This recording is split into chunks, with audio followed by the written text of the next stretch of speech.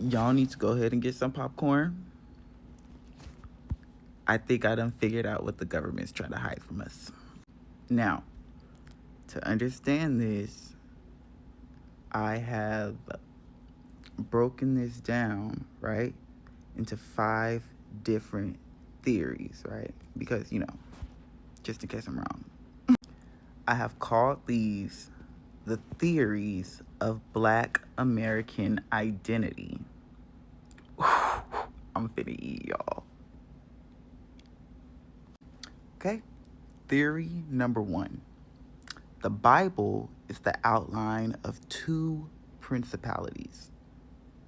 I don't know if you've ever heard this before, but a lot of people like to read the Bible as allegorical, which means, the stories are parables. And then, God says we fight not against flesh and blood, but spiritual principalities, good and evil, right? We see the nature of good and evil in humanity.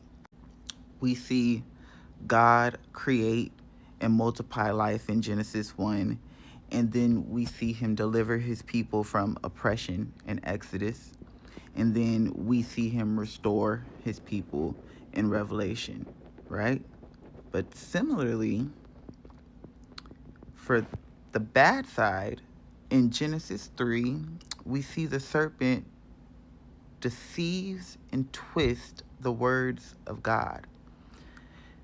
In John 10:10, he tells us that the thief comes only to steal, kill, and destroy.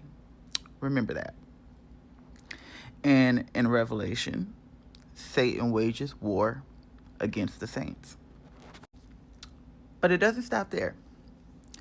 In Genesis 3:15, right, we all remember the story of Adam and Eve, and he's explaining to them the punishments for eating the fruit, and God says there will be enmity between the seed of the woman and the seed of the serpent, right? Now, a lot of people in history like to say that the partaking of the fruit, it was actually sex. That's the knowledge of good and evil. Yeah.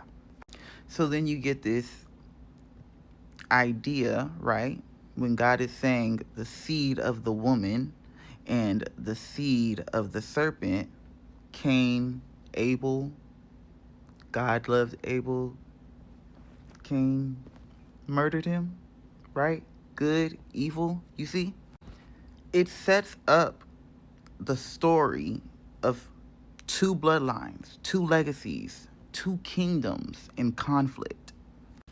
Throughout the Bible, we see Jerusalem, which is the city of God, his covenant, his restoration. And we see Babylon, which is the city of rebellion, oppression, counterfeit glory.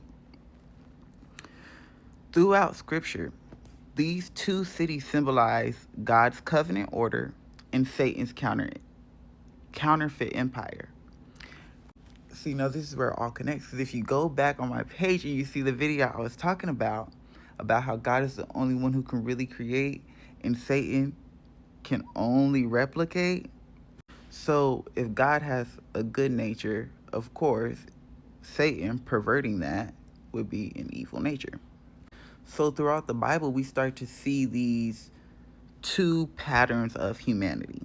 God's people are constantly preserved, restored, and their inheritance is secured.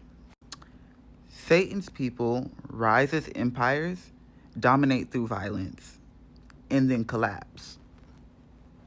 Keep that in mind. Now, look here in John 8 at verse 44.